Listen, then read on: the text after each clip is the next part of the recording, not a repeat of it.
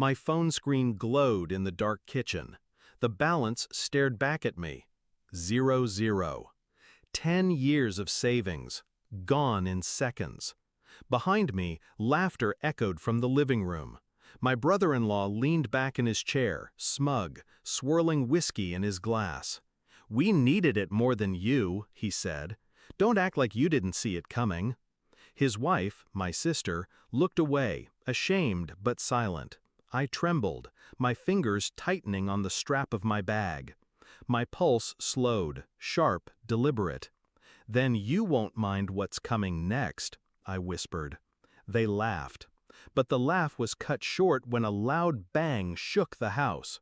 The front door flew open, and everything shifted. I should have known it was coming. Family reunions had always been theater. My parents fawning over my sister, bragging about her mediocrity like it was brilliance. Me, the quiet one, the worker, the dependable background character. "Your sister has a new car," Mom would beam. "Your sister's husband just got promoted," Dad would add. When it came to me, silence. At best, a polite nod. At worst, "Well, you're doing fine, right?" I told myself it didn't matter, that I was building something bigger, steadier. But they weren't blind. They saw the steady promotions, the careful investments, the way my bank account swelled while theirs shrank. And instead of pride, it bred envy. The betrayal didn't hit me all at once. It started with small loans that were never paid back. My debit card missing for a day after a family visit. My sister brushing it off with a laugh. "You're the successful one, you won't even notice." But I noticed. And when I saw my father's signature on a joint access form I never signed, I understood. This wasn't an accident. It was coordinated. They drained me, my own family, and they expected me to swallow it. I didn't rage. I didn't beg. I planned. For months, I moved in silence. Every account rerouted, every asset transferred to trusts they couldn't touch. I set traps, legal ones, every transaction traced, every signature verified, enough evidence to bury them if I chose. And then I waited. I waited until tonight, until they thought they had won, sitting fat and satisfied in their laughter while my account sat empty. That was the night I chose to end it. The bang that shook the house wasn't my anger. It was calculated timing.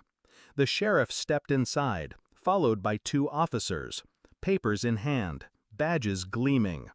"Court order," he announced. "We need to speak to—" His eyes scanned the room, landing on my brother-in-law. "You." The laughter died instantly. "What the hell is this?" my father snapped, standing. I stayed seated, my hands folded neatly on the table. "Identity theft, fraud, misappropriation of funds." My brother-in-law went pale.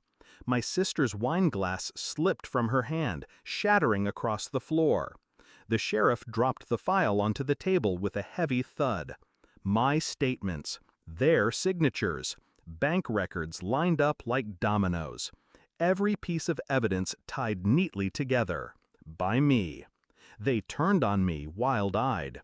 You did this?" my sister hissed. "No," I said softly. "You did this. I just made sure the right people knew."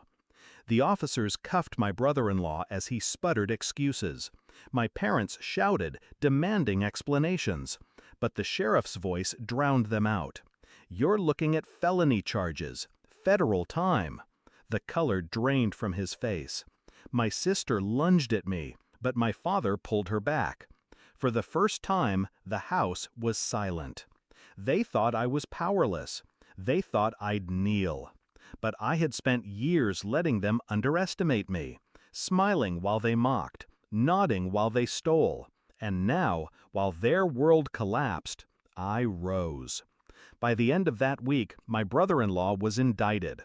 My sister's name dragged through every headline. My parents, once so smug, suddenly silent when neighbors asked questions they couldn't answer. The money? Already safe, untouchable.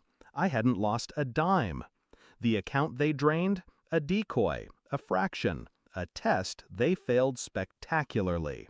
I still remember the look on their faces as the door slammed shut behind the sheriff. The disbelief, the fear, the sudden realization that the quiet one had been the sharpest blade all along. And me? I didn't smile, didn't gloat. I just stood, adjusted my bag, and walked out. Because revenge isn't about shouting. It's about silence. The kind of silence that follows a bang. The kind that leaves them wondering, long after the cuffs click shut, how you saw it all coming.